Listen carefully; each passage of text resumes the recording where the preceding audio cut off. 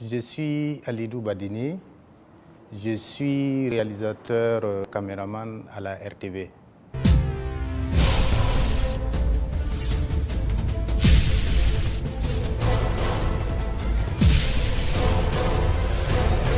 Alors, il faut dire que ça a commencé depuis l'école primaire. Et je me rappelle, depuis le CM2, on avait la chance de regarder des films dans des ciné-clubs et tout. Et cette passion est née en moi. Et petit à petit, on se bousculait pour regarder des films hindous, des films karaté et tout, jusqu'au secondaire. À partir du secondaire, ma passion s'est accrue et j'ai commencé à m'intéresser beaucoup dans les métiers du cinéma. Donc j'ai commencé à faire du théâtre au collège. Et petit à petit, quand je suis arrivé à l'université et quand j'ai eu le bac, on m'a demandé qu'est-ce que je veux comme cadeau. Moi, j'ai dit que je voulais une caméra. Et mon oncle qui était en Allemagne m'a envoyé une caméra. C'était les caméras V8. Et j'ai commencé à filmer petit à petit jusqu'à... Je me suis un peu perfectionné. Et actuellement même, on me connaît plus en tant que caméraman qu'en tant que réalisateur.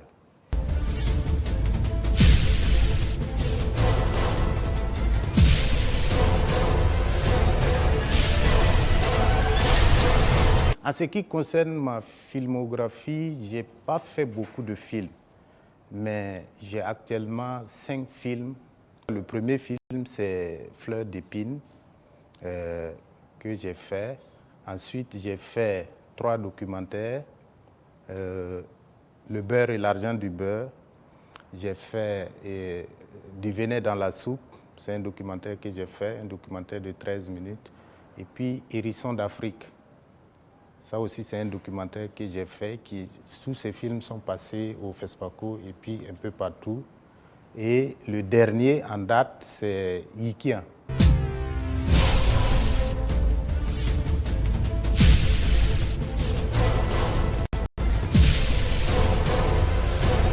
Alors, Yikian, c'est un film dramatique et qui parle un peu des conséquences du terrorisme sur les populations locales.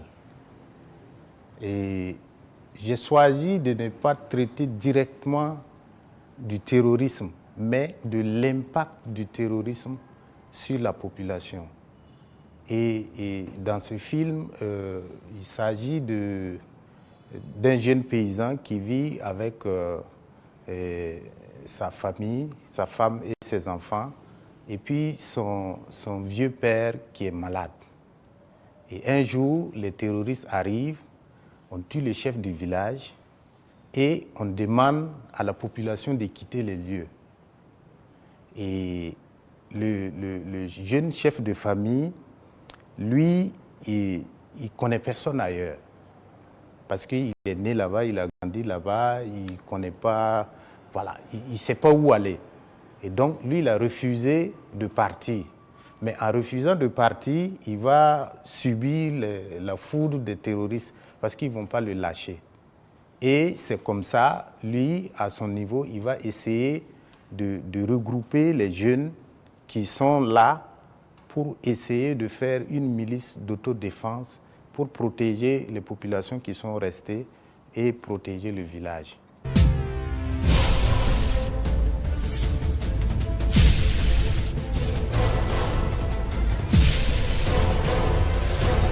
Alors, les anecdotes, il n'y en a pas eu beaucoup, mais il y a eu quand même quelques-unes. La scène de l'exode, quand la population quittait le village, il y a quelques-uns de nos techniciens même qui ont versé des larmes parce qu'ils ont senti vraiment que c'était une scène voilà, ils se sont mis dans la situation de la population. Imaginez si vous êtes dans votre village et un jour, on vous dit « partez ». Vous allez partir où? et puis aller faire quoi? Donc, quand on a tourné cette scène-là, c'était tellement émouvant que certains ont versé des larmes. Et bon, Dieu merci, le tournage aussi s'est bien passé. Il y a aussi une autre anecdote qui n'est pas très mal, parce que quand on filmait la scène de l'arrivée des terroristes, ils étaient en armes sur des motos et tout et tout. Quand on tournait la scène, quand on a dit action, les terroristes ont commencé, la colonne de terroristes a commencé à venir, les populations ont commencé à fuir.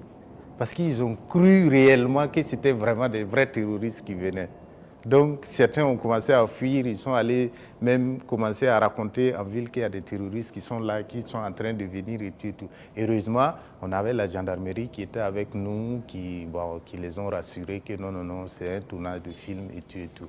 Vraiment, c'est quelques anecdotes comme ça que je voulais partager avec vous.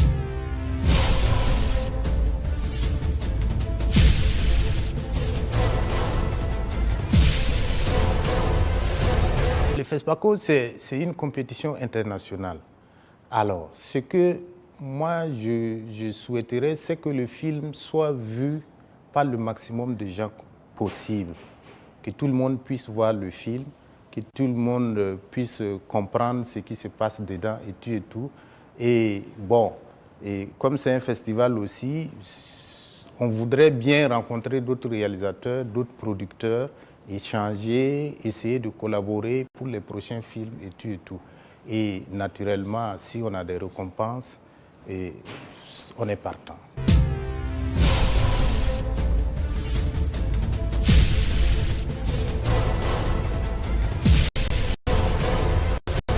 Concernant les projets à venir, je suis déjà en préparation pour le prochain long métrage qui s'appelle Crime d'honneur. C'est un long métrage de fiction et ce film va traiter un peu des infanticides. Voilà. Nous, on est déjà en repérage et je pense que si tout va bien, après le FESPACO, on va mettre ça en boîte.